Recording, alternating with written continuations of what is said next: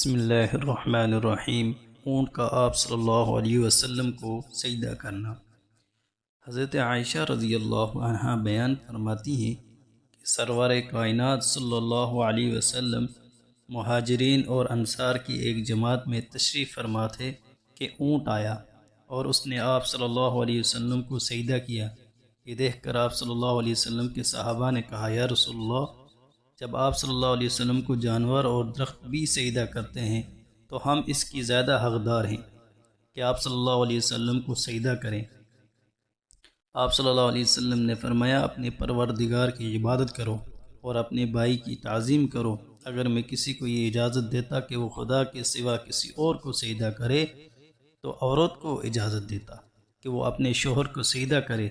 اگر اس کا شوہر اسے یہ حکم دے کہ وہ زرد پہاڑ کو سیاہ اور سیاہ کو زرد کی جگہ اٹھا کر رکھ دے تو یہ اس کا فرض ہوگا کہ وہ اس کام کے لیے بھی تیار ہو جائے۔